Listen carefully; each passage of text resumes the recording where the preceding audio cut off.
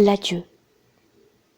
Une semaine après cet événement, Yvan m'informa qu'il avait été appelé de toute urgence auprès de Jean-Louis, malheureusement trop tard, car celui-ci avait une congestion pulmonaire dont l'issue prévisible devait être fatale à brève échéance. Il me conseilla d'aller rendre visite à la famille éplorée. Yvan n'était au courant de rien car je n'avais pas jugé opportun de lui faire savoir ce qui s'était passé.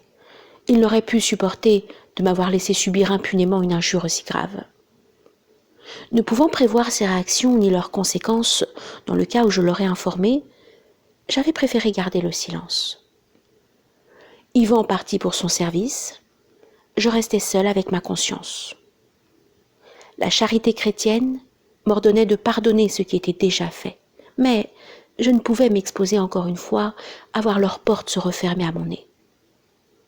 Je ne reverrais ces gens et n'irais chez eux qu'à la condition qu'ils m'en prient et fassent amende honorable. Dans le cas contraire, je resterai chez moi et m'abstiendrai de toute visite, l'essentiel étant d'avoir pardonné. Le lendemain matin, Marie-Claire et sa mère se présentèrent chez moi. Celle-ci, éclatant en sanglots, m'apprit que Jean-Louis ne pouvait pas mourir tant que je ne lui aurais pas pardonné son odieux mensonge. Il l'avait prié de me supplier de venir à son chevet afin qu'il pût implorer mon pardon et mourir en paix.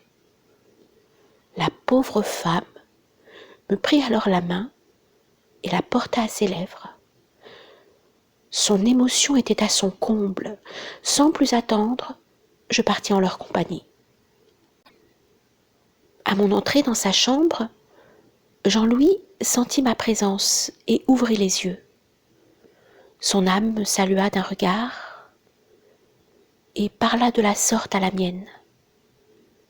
Toutes deux se comprenaient parfaitement. Leur entretien dépassait toute expression. À la fin, j'inclinai doucement la tête, puis posai ma main sur son front. Un sourire ineffable éclaira alors son visage, et il ferma les yeux.